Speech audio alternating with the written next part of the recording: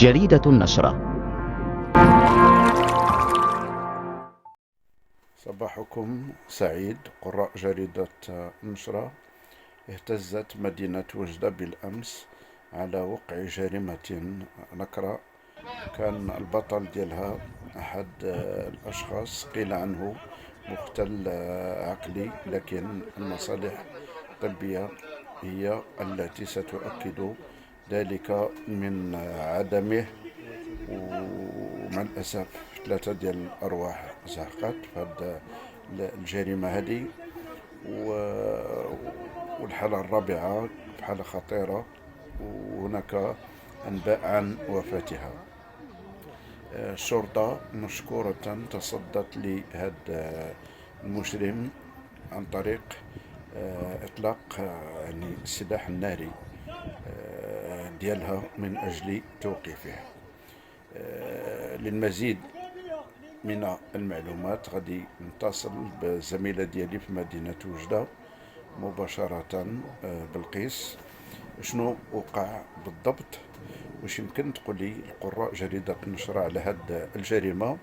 واش عندك معلومات؟ وغادي نرافقوا هاد المراسلة بفيديو باش القراء ديال جريدة النشرة يعرفوا حقيقة ما وقع. إليك الخط بلقيس. السلام عليكم زميلي عبد الله. بالنسبه للحدث ديال الجريمه اللي وقعت في الكرتيب وجده، هي فعلا جريمه شنعاء اللي اقترفت في حق ضحايا اللي هما نساء عزال ما عندهم لا قوه لا عون اللي يكون معاهم من طرف واحد الانسان اللي هو يعني على البنيه ديالو قويه، وانه كان في الجيش مسبقا. لا هو لا الاب ديالو ميت يعني متوفى، وهو سبق له قام بالعمل العسكري. انسان متمرس عسكريا دخل على اسره عزال وقام بهم في ديك المجزره. مشى الضحيه ديالها الجده والابنه ديالها والحفيده ديالها، ونجات البنت الصغرى هي اللي خرجت هربت وجابت البوليس. والوحده اخرى راها باقه في السبيطار، ولكن انها تستماثل للشفاء، يعني راها مزيانه، ولكن ما عندهاش الخبر بان الام ديالها توفات. مازال راها ما عرفاش.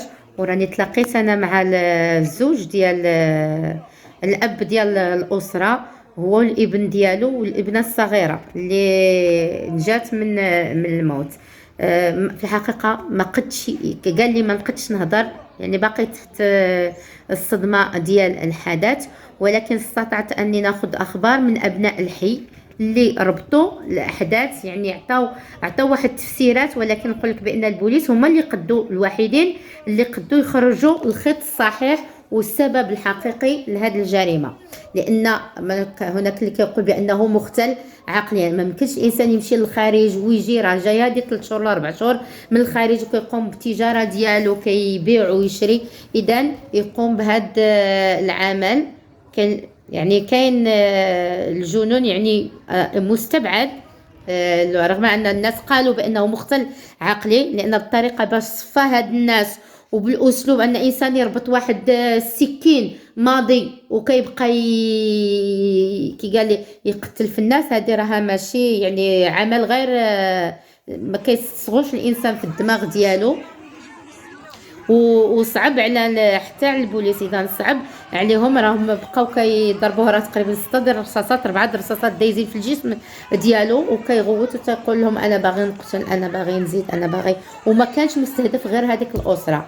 وهنا نقول لك سبب اخر اللي زاد من يعني من الطين بله، هو ان المنازل اللي غادي نصورهم غادي نولي نرجع لعين المكان بحال اليوم، لان اللي ما يمكنليش باش نصور الديور كلهم غادي نولي نرجع لعين المكان بحال اليوم، لان اللي ما يمكنليش باش نصور الديور كلهم هابطين، يعني ماشي عاليين، يمكن ينقز من دار الدار. يعني كان ربي ما سترش كان ممكن انه يقتل ماشي غير اسره واحده، يمشي يدوز 3 ولا 4 ديال الاسر عادي قد يوقفوه، لان وكان يضرب بالحجر الدار اللي كيخرج يرقبوا، لانه ما كيقول لك انا يعني الناس اللي تما قالك حنايا كنعيشوا بحال الاسره هنايا، ما كيسدوش ديورهم وكيبلعوا بحال اللي حنا كنسدوا مزيان ونخديو كذا، يعني بحال اللي بحال اللي دار وحده.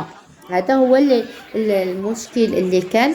والمساله الثالثه كاين وحدين اللي تكلموا ويعني قال لك بانه متطرف دينيا، وهذا جاي من هذاك التطرف انه قام بهذه العمليه الانتقاميه خصوصا من النساء. وكاين اللي كيقول لك لا هذا انسان معقد وموروث هذا من العقد اللي موجوده، لان كربطوا بان مو كانت غزانه وكانت يعني كتحاول انها تجذب الناس بطريقه باش ينتخبوا عليها وباغا تدخل الانتخابات. اذا كاين بزاف ديال الاخبار اللي كتقال.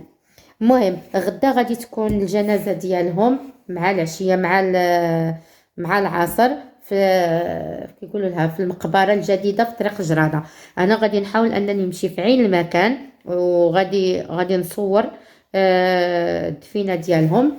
وعيط للاخ ديالها قال لي ممكن انني نجري معاهم حوار مع شي نساء تماك، ولكن ما يبانوش الوجوه ديالهم، يسمعوا غير الكلام.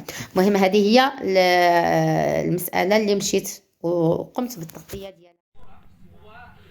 إذا شكرا لك زميلتي منى على هذا العمل الجبار اللي قمت به لجريدة النشرة من أجل تنوير الرأي العام حول هذه الجريمة البشعة اللي وقعت في مدينة وجدة. تحياتي إليك.